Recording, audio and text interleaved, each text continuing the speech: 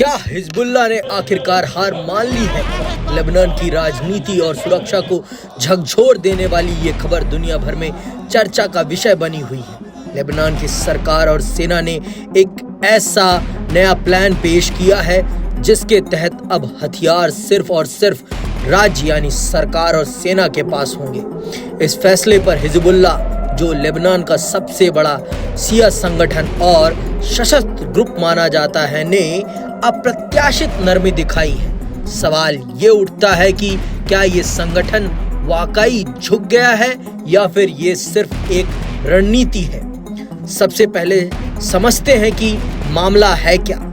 हाल ही में लेबनान सरकार और सेना की एक अहम बैठक हुई।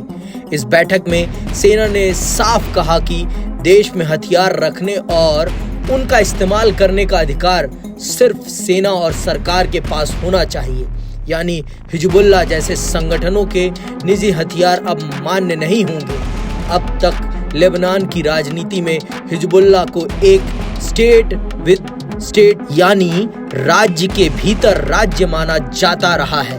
इनके पास अपनी मिलिशिया है, अपने हथियार हैं और कई बार ये सरकार की आधिकारिक नीतियों से अलग चलने लगते हैं। यही वजह है कि ये फैसला बेहद अहम है।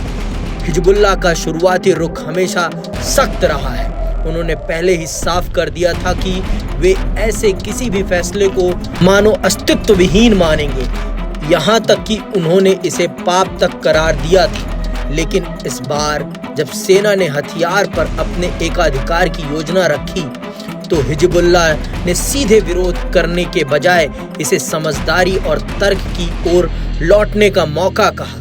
संगठन के नेता महमूद कमती ने कहा कि देश में टकराव बढ़ेगा तो अराजकता और गृह युद्ध जैसी स्थिति पैदा हो सकती है।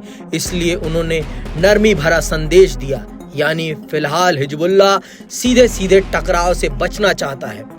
तो सवाल ये है कि आखिर हिजबुल्लाह ने अपना रुख नरम क्यों किया? पिछले साल इजराइल के साथ युद्ध, इस लड़ाई में हिजबुल्लाह को काफी नुकसान झेलना पड़ा। उनके हथियारों का भंडार भी कमजोर हुआ और अंतर्राष्ट्रीय स्तर पर आलोचना भी हुई। अंतर्राष्ट्रीय दबाव, अमेरिका और यूरोपीय देशों की लगातार कोशिश रही है कि लेबनान में हथियार सिर्फ राज्य के पास रहे। लेबनान का आंतरिक संकट, आर्थिक मंदी, बेरोजगारी और राजनीतिक अस्थिरता ने लेबनान को हिलाकर रख दिया है। ऐसे में एक और टकराव हिजबुल्लाह की साख को और नुकसान पहुंचा सकता है। यानी ये बयान उनकी कमजोरी का संकेत भी है और एक रणनीतिक चाल भी। लेकिन क्या लेबनान की योजना वाकई सफल हो पाएगी? यहाँ कई बड़ी चुनौतियां हैं।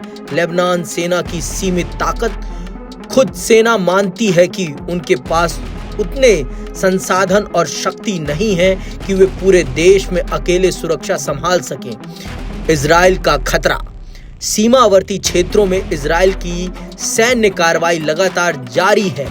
ऐसे में सेना को सिर्फ घरेलू मुद्दों पर ही नहीं बल्कि बाहरी खतरों से भी जूझना होगा। हिजबुल्लाह का दोहरा रुख, बयान में नरमी है लेकिन हथियार छोड़ने का सीधा वादा अभी तक नहीं है। इसीलिए कहा जा सकता है कि ये फैसला तुरंत लागू होने वाला कदम नहीं है बल्कि भविष्य की दिशा दिखाने वाला संकेत है।